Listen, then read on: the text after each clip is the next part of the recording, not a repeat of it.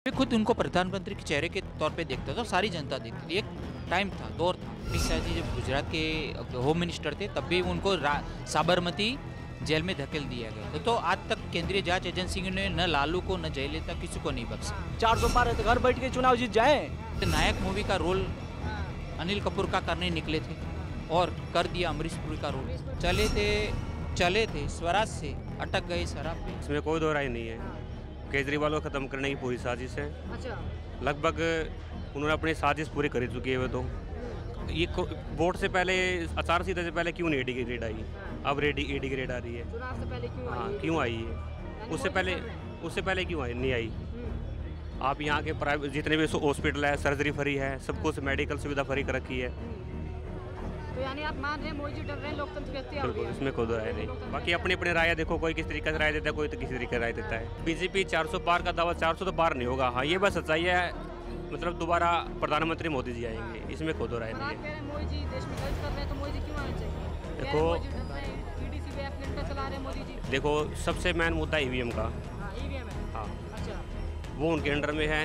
जब वो 400 पार जाए तो 450 पार जाए, वो 300 पार जाए।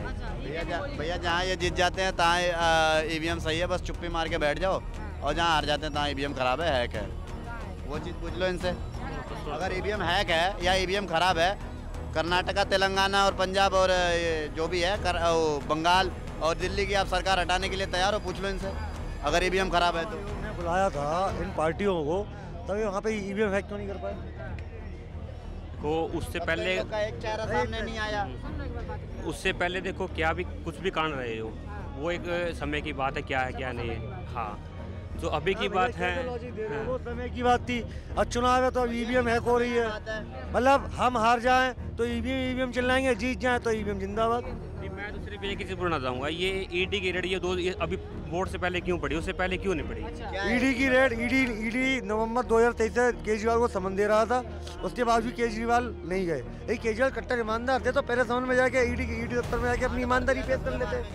अगर उसने और ईडी को यदि ये कह रहे हैं कि ये मोदी सरकार चला रही है तो फिर ईडी ने उसको कल सुप्रीम कोर्ट ने जमानत कैसे दी थी? संजय बताइए आप मुझे। जमानत तो उसने अपने जितने भी वकील वगैरह उन्होंने स्पष्टीकरण दिया अपने, इसलिए उन्हें जमानत मिली है। तो ईडी ने विरोध तो नहीं किया ना उसका। अरे मोदी चाहते हैं कि संजय सिंह को बाहर नहीं निकलना है तो ईडी उसका विरोध करती नहीं मिलती जमानत। ईडी ने तो अपनी तरफ से 6 महीने उनको जेल में डाले रखा था। वो उन्होंने उनके जो वकील ने तथ्य दिए, वो जब वो तो बाहर आए तो क्या हम लोग फूल माला चढ़ा के तुम्हारी पूजा करेंगे? संजय सिंह अभी जमानत पे। क्या विचार दे रहे? संजय सिंह जमानत पर है, आरोप मुक्त नहीं है। 400 पार है इनका, तो इतना डरे क्यों है? ईडी सीबीआई से क्यों डरवाते हैं? विपक्ष के नेताओं को क्यों डरवाते हैं? 400 पार है तो घर बैठ के चुनाव जीत जाए, तो क्यों डरवा रहे हैं? ईडी सीबीआई से क्यों डरवा रहे हैं? अरे चला रही है, नहीं चला रही। मैंने बीजेपी के नेताओं को कभी मारा? सीबीआई गया उनके घर पर छापा मारा? नहीं मारा। क्यों खाली विपक्ष के नेताओं को छापा मारा जा रहा है? क्यों, ऐसा क्यों? यानी मोदी जी डर रहे हैं कहीं ना कहीं, आप ये कहना चाह रहे हैं? बिल्कुल डर रहे हैं, तभी तो बोल रहे हैं, डरवा रहे हैं। विपक्ष को खत्म करना चाह रहे हैं। विपक्ष को खत्म करना चाह रहे हैं? बिल्कुल खत्म करना चाह रहे हैं। खत्म करना चाह रहे हैं। बिल्कुल। 400 पार का दावा हो रहा है, कैसे हो रहा है? जनता का साथ है तभी तो हो रहा है। 400 पार, वही तो मैं आपको बोल रहा हूँ। 400 बीजेपी, कांग्रेस में वोट दीजिए, सपा में वोट दीजिए, आरजेडी में वोट डालिए, आपको जाकर मिलेगा, बीजेपी में जाकर गिरेगा। आपको पंजाब में क्या देखने को मिला? मेयर के चुनाव में क्या मिला? देखिए, आपको अलग अलग चुनाव होता है, अलग अलग 2 दिन पे, 1 दिन पर। जैसे चुनाव हुआ, ईवीएम चोरी, जहाँ कांग्रेस का दाल बोले बीजेपी को दाल नहीं गलने वाला है, वहाँ अपना नहीं। जैसे यहाँ दिल्ली में केजरीवाल का, केजरीवाल को अरेस्ट करा गया इसलिए है? जी केजरीवाल ने सब भ्रष्टाचार करा होगा तभी तो गए। भ्रष्टाचार बीजेपी में तो भ्रष्टाचार नहीं है क्या? वो भ्रष्टाचार कर रहा है, वो स्कूल को डेवलप कर रहा है, तो इसलिए, हाँ, इसलिए भ्रष्टाचार है। आपको है शिक्षा पर दे रहा है, रोजगार दे रहा है, सब कुछ कर रहा है, तो उसके लिए भ्रष्टाचार है? जो ईमानदार है वो अपने आप को ईमानदार साबित कर रहे हैं। अरे केजरीवाल साहब, उनके प्रधानमंत्री के स्टेट में, गुजरात में 70 नौजवान जहरीला दारू पी के मरे, यही केजरीवाल साहब हैं। जाके देखें गुजरात। हाँ, फिर वही प्रधानमंत्री क्यों नहीं गए? क्यों अपने घर पर नहीं, अपने घर के निजी गांव में नहीं जा पाए? केजरीवाल जी को फंसाया गया, आप ये मान रहे हैं? बिल्कुल फंसाया जा रहा है, और विपक्ष को फंसाया जा रहा है, कमजोर किया जा रहा है। हाँ, बिल्कुल। क्या कहना चाहेंगे सर? यानी केजरीवाल जी को फंसाया जा रहा है। ये सब केजरीवाल का भ्रष्टाचारी नीतियों का नतीजा है, क्योंकि अमित शाह जी जब गुजरात के होम मिनिस्टर थे तब भी उनको साबरमती जेल में धकेल दिया गया था। तो आज तक केंद्रीय जांच एजेंसी ने न लालू को न जयललिता किसी को नहीं बख्शा। लेकिन केजरीवाल कहाँ दिक्कत में फंस गए, क्योंकि वो बोलते थे कि मेरी पार्टी मेरी मंडली नॉन करप्टेड है, और शीला दीक्षित के सामने मोर्चा खोला था, सबके सामने मोर्चा खोला था। तो चीज़ें क्या बन गई कि मैं भी खुद उनको प्रधानमंत्री के चेहरे के तौर पे देखता था, सारी जनता देखती थी। एक टाइम था, दौर था, क्योंकि वो उनका एकेडमिक क्वालिफिकेशन अच्छा है, IIT से रहे पढ़े हुए, IRS ऑफिसर थे, रमन मैगसेसे से नवाजी गए, तो और दिल्ली की प्रजा का दर्द दूर भी समझते थे।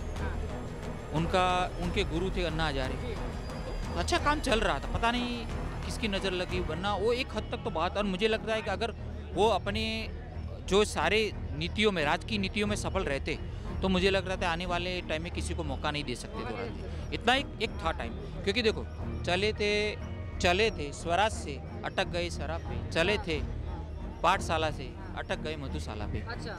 तो चीज़ें क्या होती कि अगर मैं बताता हूँ कि मैं सच्चा इंसान हूँ, मैं झूठ नहीं बोलता और झूठ में पाया जाता हूँ, मेरी झूठ पकड़ी जाती है, तो जनता को पता चल जाता है।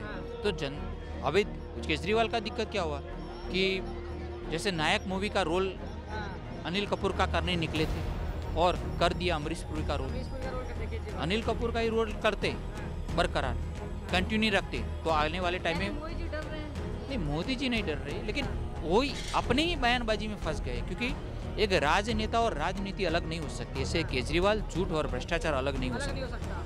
इसलिए तो आतिशी जी बोली ना प्रेस कॉन्फ्रेंस करके, वो हमारी CM है, एक नेता है, एक विचार है, एक विचारधारा है। हाँ, एक विचार है, विचारधारा, लेकिन ये तो भ्रष्टाचार की विचारधारा है, क्योंकि के कविता के कबूलनामे 600 करोड़, मुगट्टा रेड्डी, राघव मुगट्टा, विवेक नायर, सारे तो सरकारी गवाह बन गए। बचा है तो केजरीवाल और उनका भ्रष्टाचार। बाकी ये सब में देखो, उन्होंने शिक्षण नीति पे काम किया, स्वास्थ्य नीति पे काम किया, DTC बस, सारा जो काम किया है ना, वो काम किया।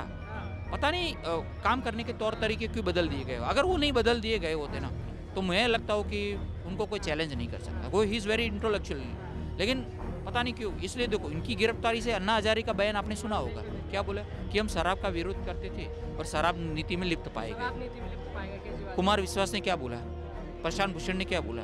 तो आपकी जो नींव रखने वाले थे उनको दरकिनार किया गया, उनको नहीं करना चाहिए, सबको साथ लेके चलना चाहिए था। तो कहीं पर देखो उनका रंग और रूप उजागर हो गया और है बनिया, और आगे राजनीति में तो राजनीति का व्यापारीकरण कर दिया।